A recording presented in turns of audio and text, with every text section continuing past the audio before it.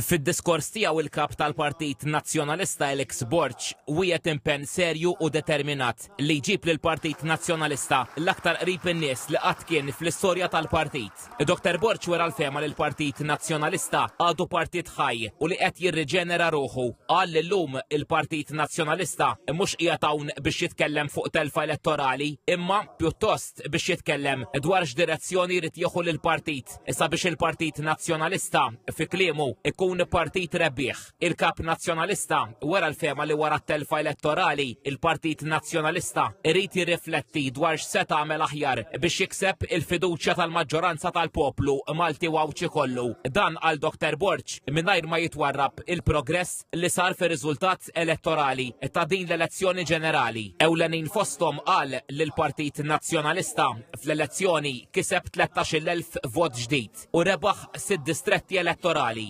Dr. Borch żied li fl-aħħar kampanja elettorali il-Partit Nazzjonalista ratama u enerġija ġdida. Qal li l-Partit Nazzjonalista tgħallem li l-poplu ma jridx oppożizzjoni superva imma waħda effettiva b'saqajja mal-art u li tisma' l-karba tal-poplu. U bekk għal il-kap nazzjonalista li l-Partit Nazzjonalista irid ikun il-partit tan-nazzjon u li joffri soluzzjonijiet konkreti għall-isfidi tal-poplu. Dr. Borch tem jgħid li jekk jingħata l-fiduċja li jkompli jservi bħala kap tal-Partit Nazzjonalista u determinat li jkompli jġeddet u jsaħħaħ lill-Partit Nazzjonalista permezz ta' riformi kbar, inkluż dik tal-istatut b'żewġ viċi kapijiet tal-Partit Nazzjonalista u tal-Parlament. Fit-tmiem id-diskors ta' Dr. Borch fetħu nomini għal kariga ta' kap tal-Partit Nazzjonalista. Kif jipprovdi l-istatut tal-Partit Nazzjonalista, il-Kunsill Ġenerali tal-Partit Nazzjonalista għandu lan li jaħtar jew jikkonferma lil kap tal-partit. Il-proċess qed ikun immexxi